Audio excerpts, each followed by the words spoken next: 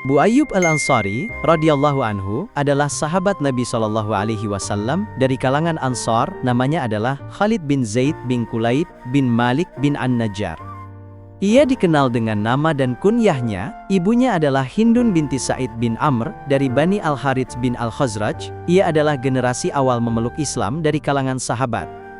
Abu Ayyub meriwayatkan hadis langsung dari Nabi Shallallahu alaihi wasallam dan Ubay bin Ka'ab Al-Ansari radhiyallahu anhu. Sementara sahabat-sahabat yang meriwayatkan hadis darinya adalah Al-Barra bin Azib, Zaid bin Khalid, Al-Mikdam bin Ma'di Karib, Abdullah bin Abbas, Jabir bin Samrah, Anas bin Malik, dan banyak tabi'in meriwayatkan hadis darinya. Di antara yang menunjukkan Abu Ayyub adalah orang yang pertama-tama memeluk Islam, adalah ia turut serta dalam Baiat Aqobah. Dengan demikian ia memeluk Islam sebelum Nabi hijrah ke Madinah. Ia juga turut serta dalam Perang Badar dan perang-perang setelahnya. Ketika Nabi Shallallahu alaihi wasallam tiba di Madinah, beliau tinggal di rumahnya, hingga membangun rumah sendiri dan menyelesaikan pembangunan masjid. Rumah Abu Ayyub menjadi tempat peristirahatan onta Rasulullah. Abu Ayyub yang mengetahui hal tersebut, tentu sangat beruntung, karena rumahnya akan dijadikan tempat peristirahatan orang yang paling mulia dari Allah. Karena rumah Abu Ayyub berlantai 2, Rasulullah dipersilahkan untuk tinggal di bagian atas, sedangkan Abu Ayyub sendiri tinggal di bagian bawah.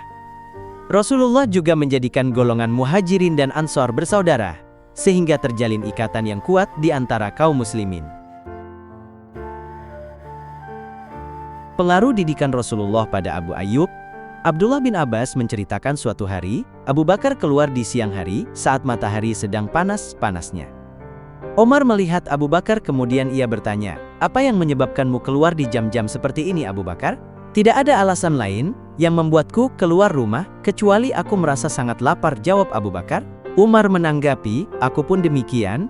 Demi Allah tidak ada alasan lain yang membuatku keluar kecuali itu." Saat keduanya dalam keadaan demikian, Rasulullah keluar dan menghampiri keduanya. Beliau bersabda, "Apa yang menyebabkan kalian keluar pada waktu seperti ini?" Keduanya mengatakan, "Tidak ada yang menyebabkan kami keluar kecuali apa yang kami rasakan di perut kami. Kami merasa sangat lapar." Kemudian Rasulullah bersabda, "Aku juga demi Zat yang jiwaku berada di tangannya, tidak ada hal lain yang membuatku keluar kecuali itu. Ayo berangkat bersamaku." Ketiganya pun beranjak, dan mereka menuju rumah Abu Ayyub Al-Ansari. Setiap hari Abu Ayyub senantiasa menyediakan makanan untuk Rasulullah.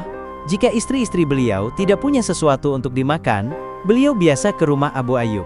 Ketika ketiganya sampai di rumah Abu Ayyub, istri Abu Ayyub yaitu Ummu Ayyub mengatakan, "Selamat datang Nabi Allah dan orang-orang yang bersama Anda." Rasulullah bertanya, "Di mana Abu Ayyub?" Abu Ayyub yang sedang bekerja di kebun kurma mendengar suara Nabi Shallallahu alaihi wasallam. Ia bersegera menuju rumahnya dan mengatakan marhaban untuk Rasulullah dan orang-orang yang bersamanya. Abu Ayyub berkata, "Wahai Rasulullah, waktu ini bukanlah waktu kebiasaan Anda datang ke sini." "Benar," jawab Rasulullah. Abu Ayyub segera memetikkan beberapa tangkai kurma kering, kurma basah dan kurma muda. Kemudian menawarkannya kepada Rasulullah. "Rasulullah, makanlah ini, aku juga akan menyembelihkan hewan untukmu.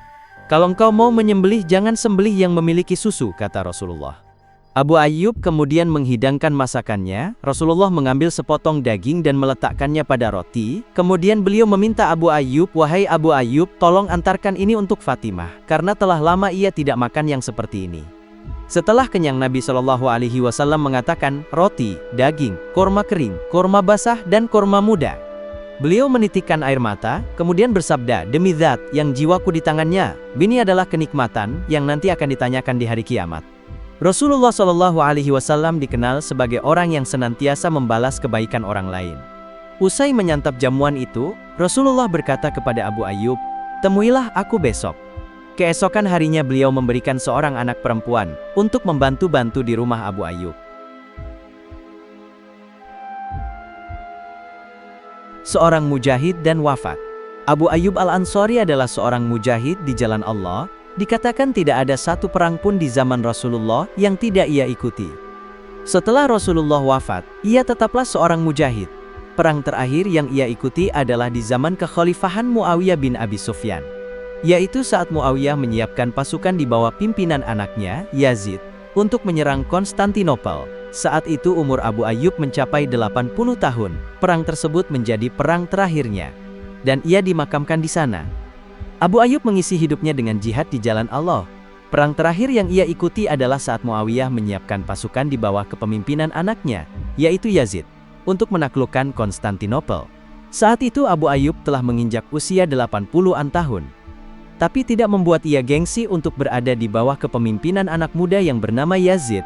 Di usia yang senja itu, beliau tetap bersemangat mengarungi lautan menggapai pahala jihad. Baru saja menginjakkan kaki di sedikit wilayah musuh, ia jatuh sakit, sehingga tak dapat turut serta lagi dalam peperangan. Yazid menjenguknya dan bertanya, "Apakah Anda memiliki keinginan? Sampaikan salamku kepada pasukan kaum muslimin. Katakan, pada mereka tempuhlah wilayah musuh sejauh mungkin, dan bawa jasadku bersama kalian, agar kalian menguburkannya di bawah kaki kalian di sisi benteng Konstantinopel." Kemudian ia menghembuskan nafasnya yang terakhir.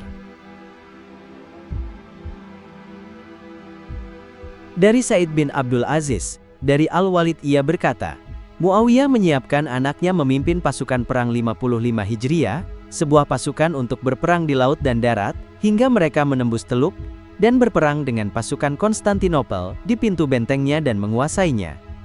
Dari Al-Asma'i, dari ayahnya, bahwa Abu Ayyub dimakamkan di dinding benteng Konstantinopel. Di pagi harinya, orang-orang Romawi berkata, "Wahai orang-orang Arab, kami melihat terjadi sesuatu pada kalian semalam." Mereka menjawab, "Telah wafat salah seorang sahabat senior dari Nabi kami." Al-Waqidi mengatakan, Abu Ayyub wafat pada tahun 52 Hijriah, Yazid mengimami sholat jenazahnya. Ia dimakamkan di sisi benteng Konstantinopel.